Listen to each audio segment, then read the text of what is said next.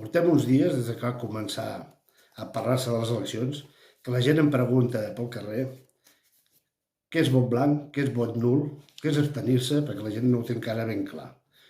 Bé, per anar a les eleccions sempre tens 4 opcions a poder fer.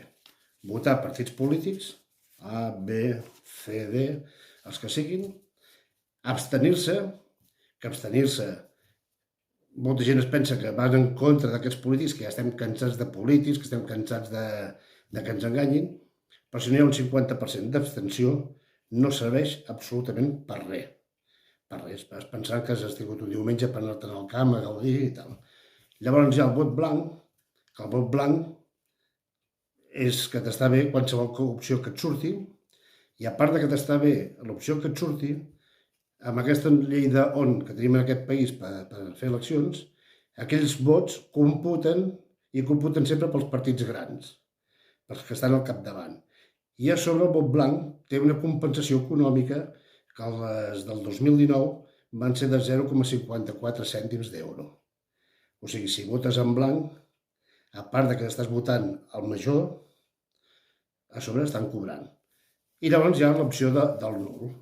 Com es fa un nul? El nul, doncs poses les 2 paperetes de diferents partits, fas un garigot o fas com faig jo habitualment, que és votar amb targes de comerç local. I bé, i aquest comptabilitza conforme has votat, comptabilitza conforme estàs en contra dels polítics que et poden representar, perquè no estàs a favor de cap d'ells, perquè no sumen enlloc i no guanyen ni un euro amb els teus diners, amb els teus vots. Per cert, n'hi ha que em diuen, per què no t'hi presentes tu? I bé, jo és que és molt fàcil la teoria.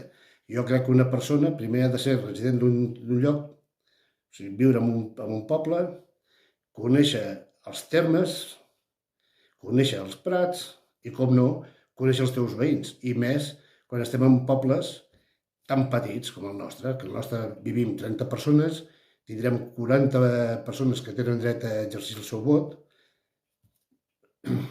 És del tot legal, tot i que jo crec que no és ètic, però bueno, és legal.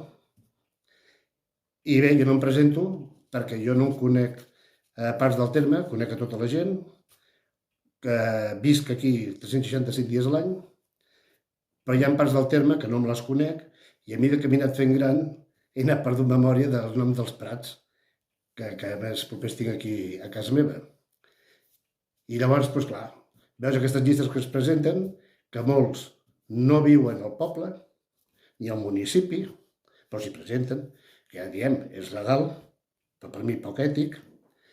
Hi ha gent que porten aquí un temps vivint i no coneixen que els he presentat precisament aquest mes. He presentat a gent que sí que portaven 10 anys vivint aquí al poble, 10 o més anys, i els he tingut que presentar amb aquests que es presenten a la llista.